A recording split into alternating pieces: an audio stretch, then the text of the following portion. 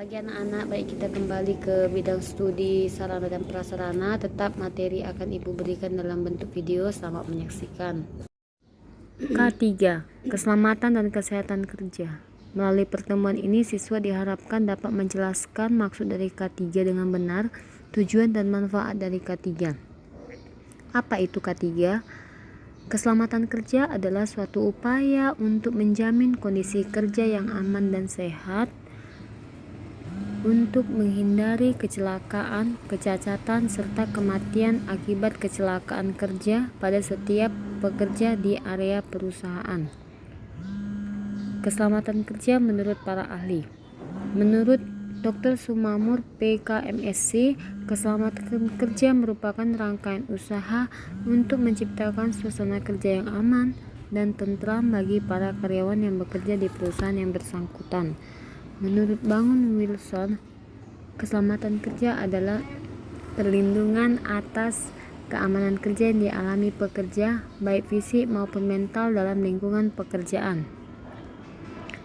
Keselamatan dan kesehatan kerja atau K3 adalah suatu upaya untuk meminimalkan terjadinya risiko kecelakaan dan penyakit akibat kerja atau pada proses berlangsungnya sebuah pekerjaan. Tujuan keselamatan kerja. Yang pertama, untuk melindungi keselamatan pekerja dalam melakukan pekerjaannya demi kesejahteraan hidup dan meningkatkan produktivitas nasional. Yang kedua, menjamin keselamatan setiap orang yang berada di tempat kerja. Yang ketiga, memelihara sumber produksi yang digunakan agar tetap aman dan efisien.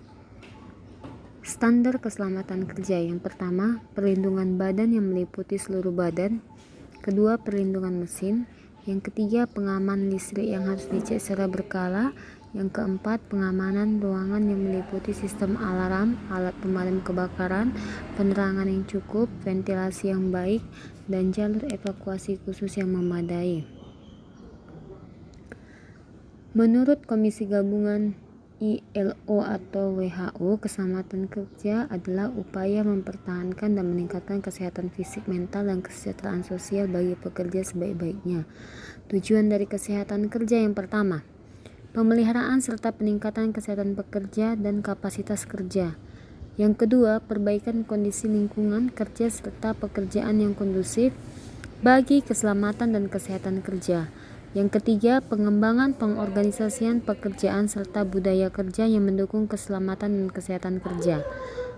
Tujuan dari keselamatan dan kesehatan kerja atau K3. Yang pertama, melindungi dan menjamin keselamatan setiap tenaga kerja serta orang lain di lingkungan kerja. Yang kedua, mencegah dan meminimalkan risiko kecelakaan kerja atau zero accident. Yang ketiga, menjamin setiap sumber produksi terpelihara serta dapat digunakan secara aman dan efisien. Yang keempat, meningkatkan kesejahteraan hidup dan produktivitas nasional. Nah, kondisi potensial bahaya selalu mengintai di sekitar kita. Untuk itu harus kita tanamkan keselamatan dan kesehatan kerja. Adapun perlindungan dari K3 ini, yang pertama diatur dalam Undang-Undang Nomor 1 Tahun 1970 tentang Keselamatan Kerja. Yang kedua, Undang-Undang Nomor 23 Tahun 1992 tentang Kesehatan Kerja. Setiap tenaga kerja berhak memperoleh jaminan atas keselamatan, kesehatan, kesusilaan, pemeliharaan moral kerja, serta perlakuan yang sesuai dengan martabat manusia dan moral agama.